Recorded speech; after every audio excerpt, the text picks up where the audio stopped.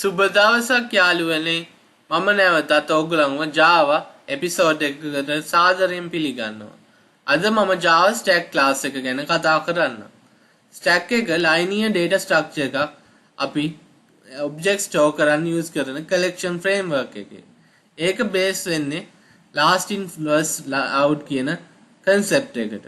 Java collection framework එක මෙන්න ගොඩක් interfaces සහ classes දෙනවා object store කරන්න. ඒකෙන් එකක් තමයි stack class එක. මේක operations push pop search වැනි දේවල් අපිට ලබා දෙනවා implement කරන්න. මේ section එකේ අපි Java stack class එකේ methods implement කරන හැටි සහ stack data structure එක Java program එකකින් හදන හැටි ඉගෙන ගමු.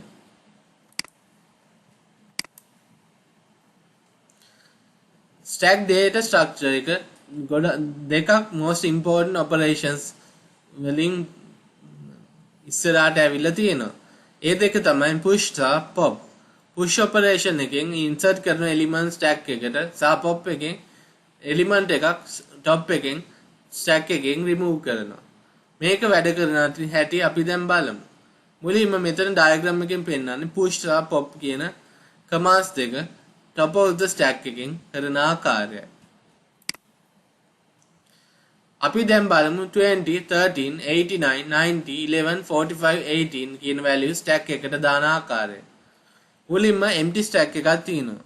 ඊට පස්සේ අපි push කරන 20 ඊට පස්සේ 13 89 90 11 45 අන්තිමටම push 18 push කරාට පස්සේ අපිට values එනවා 18 top එකේ 18 ඊට පස්සේ 45 ඊට පස්සේ 11 ඊට පස්සේ 19 89 13 සහ 20 කියන values. අපි දැන් බලමු pop කරන ආකාරය. 18 45 11 pop කරන ආකාරය stack එකෙන් බලමු. මෙතන stack එකේ top of the stack එක 18. අපි pop කරාම 18 45 වලට පස්සේ values තමයි ඉතුරු වෙන්නේ. ඊට පස්සේ 45 pop කරාම 11 ඉඳලා යට values තමයි ඉතුරු වෙන්නේ. අන්තිමටම top of the stack එකෙන් pop කරාම 11 90 89 13 හා 20 කියන values විතරයි ඉතුරු වෙන්නේ. empty stack එකක් කියන්නේ elements නැති empty stack එකකට. empty stack එකක් empty වුණොත් top variable එක -1 වෙනවා. මේ empty stack එකේ top variable එක -1. අපි elements push කරනකොට stack එකේ top එක එකකින් වැඩි වෙනවා. මේ figure එකේ මුලින්ම අපි top push කරාම 12 top එක 0 වෙනවා. ඊට පස්සේ push කරාම 6 top එක 1 වෙනවා. අන්තිමටම push කරාම 9 top එක 2 වෙනවා.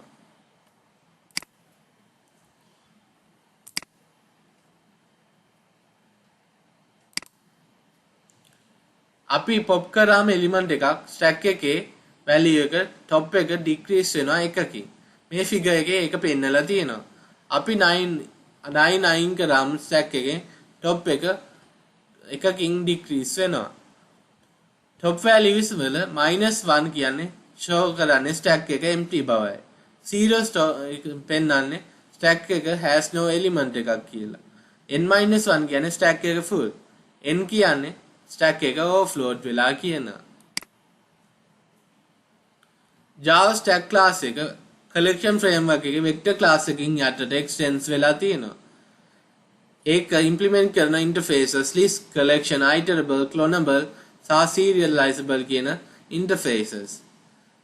ඒක life of stack of objects එක represent කරනවා.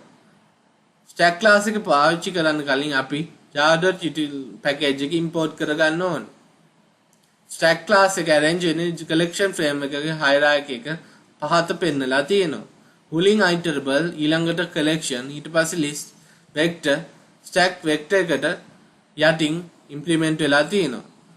hierarchy එකේ stack එකට පස්සේ stack එක vector එකකින් vector එකට යටින් පෙන්වන්න පුළුවන්.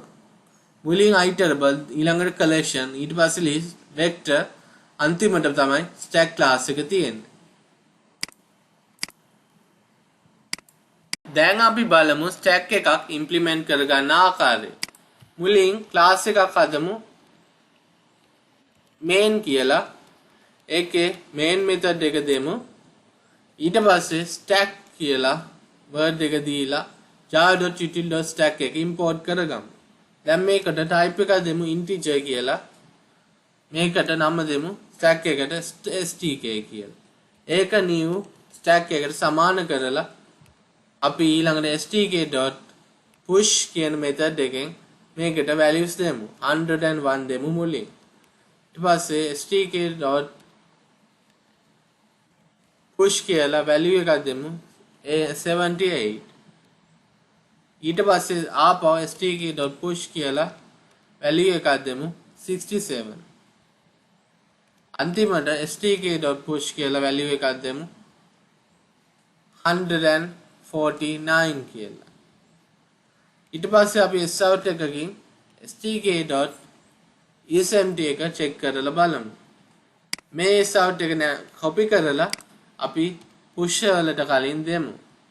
ඊට පස්සේ අන්තිමටම sout එකකින් අපි අපේ stack එක show කරමු. දැන් මේක run කරලා output එක බලමු.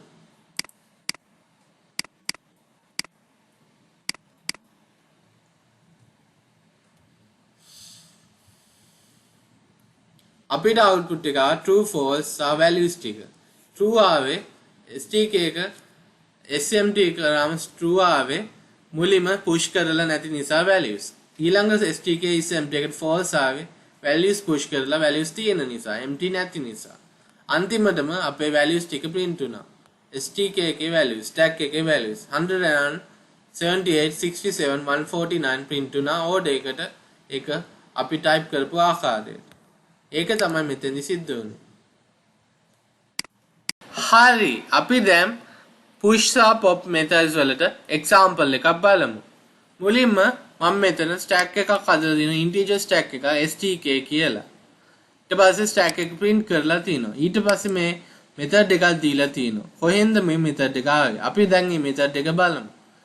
මෙතන අපි මේ method එක හදලා තිනවා static void push element කියලා. ඒකට stack එක pass කරලා int x එකක් declare කරලා තියෙනවා. ඊට පස්සේ stk.push කියන method එකෙන් අපි new integer එකක් විදිහට x එක pass කරලා තියෙනවා. ඊට පස්සේ push කරපු value එක අපි print කරලා stack එක print කරලා තියෙනවා. ඊට පස්සේ pop element method එක static void pop element කියලා හදලා තියෙනවා. ඒකට stack එක pass කරලා තියෙනවා. ඊට පස්සේ sout එකකින් pop කරලා තියෙනවා. sout එකකින් integer x integer සමානයි stk.pop කියලා අපේ x value එක pop කරලා තියෙනවා. ඊට පස්සේ sout එකකින් pop කරපු value එක දීලා sout එකකින් stack එකේ pop කරාට පස්සේ අවස්ථාව print කරලා තියෙනවා. දැන් මෙතන අපි හදපු methods අපි මෙතන implement කරලා තියෙනවා. මුලින්ම push element method එකෙන් අපි 20 13 89 90 11 45 සහ 18 in values අපි push කරලා තියෙනවා. ඊට පස්සේ pop element method එකෙන් අපි දෙසරයක්ම elements pop කරලා තියෙනවා. අන්තිමටම try catch එකකින් pop element method එක දාලා තිනවා තව value එකක් pop කරන්න. ඒක try catch ඇතුලේ දාලා තියෙන්නේ මොකද exception එකක් throw වෙන්න පුළුවන් නිසායි. exception එකක් throw වුණොත් sout එකකින් empty stack කියලා පෙන්නන්න ඕනේ. එහෙම තමයි මේක වැඩ කරන්නේ. දැන් අපි මේක run කරලා output එක බලමු. අපිට stack එක empty stack එක මුලින් පෙන්නනවා. ඊට පස්සේ 20 pop කරාම 20 පෙන්නනවා. 13 pop කරාම 20 push කරාම 20 පෙන්නනවා. 13 push කරාම 13 89 push කරාම 20 13 89 print වෙනවා. 90 push කරාම 20 13 89 90 print වෙනවා. ඊට පස්සේ 11 push කරාම 20 13 89 90 11 push වෙනවා. අන්තිමටම 45 සහ 18 push කරාම 20 13 89 90 11 45 18 කියලා stack එක වෙනස් වෙනවා. අන්තිමටම අපි 18 pop කරාම stack එකෙන් pop වෙලා තියෙනවා 18. ඊට පස්සේ 45 pop කරාම 45 stack එකෙන් අයින් වෙලා තියෙනවා. අන්තිමටම 11 pop කරාම stack එකෙන් 11 කියන value එක අයින් වෙලා තියෙනවා. අපි දැන් මෙතන කරේ push සහ pop අවස්ථා වලින් values හදලා ඒවෙන් values pop සහ push කරන ආකාරය තමයි අපි දැන් බැලුවේ මෙතෙන්දී. හරි, දැන් අපි බලමු තව method එකක්. මුලින්ම අපි class එකක් හදමු, class main කියලා. ඒකේ main method එක දෙමු. ඊට පස්සේ stack එකක් හදමු, stack කියලා. jar.util.stack import කරලා ඊට පස්සේ මේකට type එක string හැටියට දෙමු. මේකේ නමට අපි දෙමු fruits කියලා. මේක equal කරමු new stack වලට. ඊට පස්සේ fruits.push කියලා අපි values දෙමු මේකට. mango ඉස්සෙල්ලාම දෙමු. ඊට පස්සේ fruits.push banana කියලා දෙමු. ඊට පස්සේ fruits.push grapes කියලා දෙමු. අන්තිමටම fruits.push orange කියලා දෙමු. දැන් අපි sout එකකින් අපේ fruits stack එක print කරමු. ඊට පස්සේ sout එකකින් fruits.pick කියන method එක call කරමු. ඊට පස්සේ අපි sout එකකින් නැවත fruits කියන stack එක print කරමු. දැන් මේක run කරලා output එක බලමු.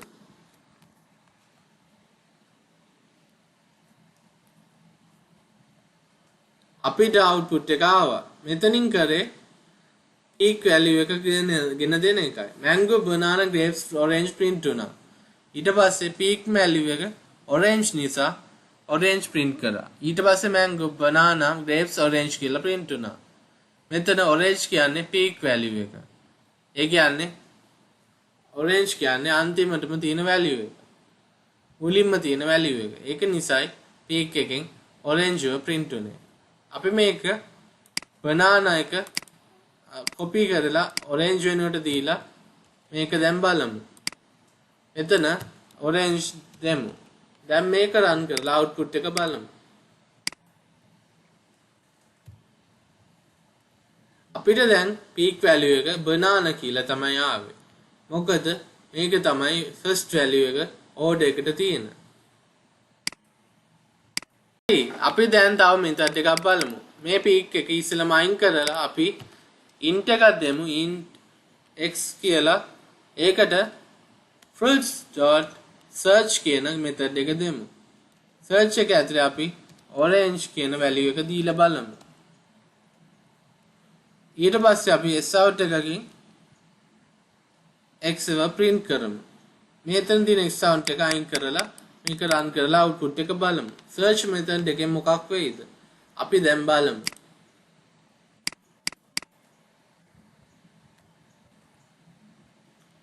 අපිට mango, orange, grapes සහ banana කියලා output එකක් ආවා. ඊට පස්සේ 3 කියලා ආවා. මොකද මෙතන index 3 එකේ orange තියෙන නිසා.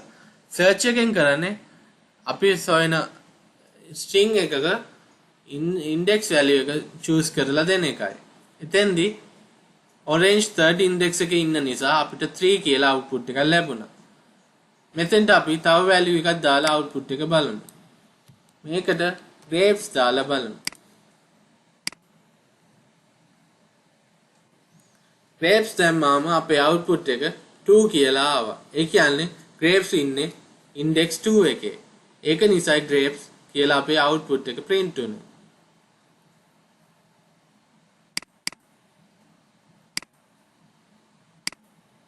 alright, අපි දැන් බලමු තව method එකක්. මෙතන අපි index එකට දෙමු fruits.size කියන method එක.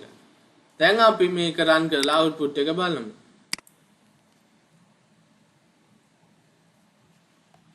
අපිට output එක 4යි කියලා ආවා. මොකද මෙහෙම ආවේ? 4 කියලා ආවේ mango, orange, grapes සහ banana කියන values 4ක් තියෙන නිසා අපිට fruits.size එක 4 කියලා ආවේ. මෙතන තව values තිබ්බනම් ඒක වැඩි වෙන්න පුළුවන්, අඩු වෙන්නත් පුළුවන්. අපි දැන් බලමු තව value එකක් මේකට දාලා මේකේ output එක මොකක් වෙයිද කියලා. අපි මෙතෙන්ට pineapple දෙමු. ඊට පස්සේ මේක රන් කරලා output එක ගමු.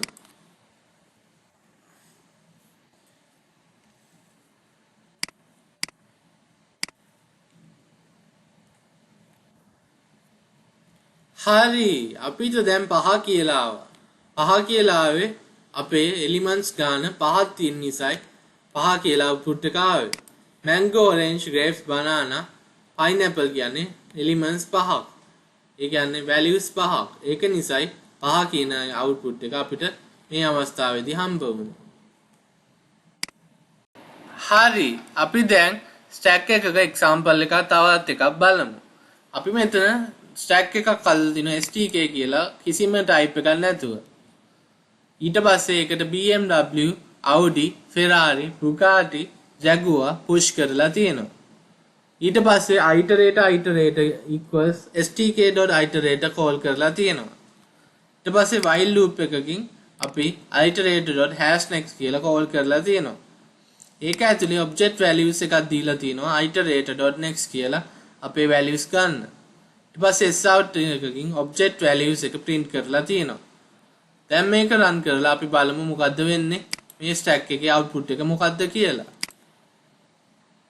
අපිට ආවා BMW, Audi, Ferrari, Bugatti සහ Jaguar print වෙලා. මේවා තමයි අපේ stack එකේ values. අපේ object stack එකක values ටික අපිට print වෙලා ආවා. මේක run කරාම iterator එකෙන් අපේ values පිළිවෙලට print කරලා දෙනවා. ඒකයි මෙතෙන්දී අපි සිද්ධ කළේ. අපි දැන් බලමු තව example එකක් stack එකකට. මුලින්ම අපි stack එකක හදලා දින integer stack එකක් stk කියලා. ඒකට push කරලා දිනවා 119, 203 සහ 988 කියන values. ඊට පස්සේ sout එකක් දීලා තිනවා iteration of the stack using for each method කියලා. ඊට පස්සේ අපි stack එක .for each කියලා method එක දීලා තියෙනවා. ඒක ඇතුලේ brackets ඇතුලේ n කියන නම එකට දීලා arrow function key එක දීලා curly brackets ඇතුලේ අපේ sout එකෙන් n print කරලා තියෙනවා. stk.for each එකකින් කරන්නේ අපේ values order එකට iterate කරලා දෙන එකයි. මෙතන අපි හැදුවේ for each curly brackets දාලා n කියන නම දීලා arrow key එක දීලා curly brackets දාලා sout එකක් ඇතුලේ n එක print කිරීමයි මෙතෙන්දි සිද්ධ කළේ. දැන් මේක run කරලා output එක බලමු. අපිට ආවා 119, 203 සහ 988 print වෙලා. මේ කියන්නේ මෙතෙන්දී අපේ iteration එක උනා for each method එක. අපේ values ටික ඒ ආකාරයටම print වුණා. for each method එක අපි හදන්නේ මේ විදියටයි. ඉස්සෙල්ලාම stk.for each කියලා දීලා ඇතුලේ brackets දීලා ඊට පස්සේ නමක් දීලා arrow key එක දීලා curly brackets ඇතුලේ අපේ values එක print කරන්නයි තියෙන්නේ. එහෙම තමයි for each method එකෙන් අපි අපේ values iterate කරන්නේ stack එකක. දැන් අපි බලමු list iterator එක use කරන ආකාරය. list iterator කියලා දීලා මෙතන අපි type එකක් දෙමු integer කියලා. මේකට itr කියලා නම දීලා ඒක equal කරමු stk.listIterator එකට. ඊට පස්සේ අපි ඒක ඇතුලේ stk.size කියලා දෙමු. දැන් while එකක් දීලා itr.hashPrevious කියලා දෙමු.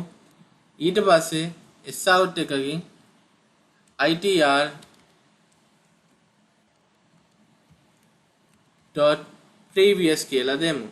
දැන් මේක run කරලා අපි බලමු මොකද්ද වෙන්නේ කියලා. අපිට values ටික print වුණා. මුලින් 988 203 සහ අන්තිමට 119 කියලා print වුණා. මෙතෙන්දී උනේ values reverse order එකට print වෙන එකයි. previous එකෙන් previous values call කරලා හිමීට එක values ඒ ආකාරයට previous ආකාරයට print වුණා. ඒක තමයි මේ example එකේදී උනේ. hash.previous එකෙන් previous values පිටිපස්සට call කරලා ඒ values ටික previous values ටික print වුණා descending order එකට. ඒකයි මෙතෙන්දී අපි සිද්ධ කළේ. හරි. දැන් අපි බලමු stack එකට string values type එක දීලා. එතන string දීලා මෙතෙන්ටත් string දීලා values string කරමු. මේකට ඉස්සෙල්ලාම value එකක් දෙමු Harry කියලා. ඊට පස්සේ දෙමු Kulesh කියලා. අන්තිමටම අපි දෙමු Ginger කියලා. ඊට පස්සේ stk.push කියලා අපි value එකක් දෙමු Alex කියලා. හරි. දැන් මේක රන් කරලා output එක බලමු. අපේ values ටික print වුණා Alex, Ginger, Kulesh, Harry කියලා order එකට. descending order එකට. මෙතෙන්දී උනේ අපේ values list iterate එකකින් descending order එකට print වුණ එකයි සිද්ධ වුනේ. අපේ Alex, Ginger, Kulesh, Harry කියන values print වුණා අන්තිමට. හරි. අපි දැන් මෙතෙක් collection framework එකේ classes, methods සහ objects සහ methods classes වල related methods print කර ගන්න ආකාරය සහ ඒවෙන් වැඩ ගන්න ආකාරය බැලුවා. collection framework එකේ තියෙන classes, interfaces, methods බැලුවා. මේවෙන් classes ප්‍රධාන classes 11ක් අපි ඉගෙන ගත්තා අද වෙනකම්. මම හිතනවා ඔයගලන්ට collection framework එක ගැන යම්කිසි දැනුමක් ලැබෙන්නට ඇතයි මම හිතනවා. මම මේ ප්‍රාර්ථනාත් කරනවා. හරි. අපි දැන් ඊළඟ පාඩමේදී design patterns ගැන Java වල කතා කරමු. අපි ඊළඟ පාඩමේ හමු වෙන තෙක් ඔයගොල්ලන් ආපහු නැවත හමු වෙන තෙක් goodbye guys and please take care.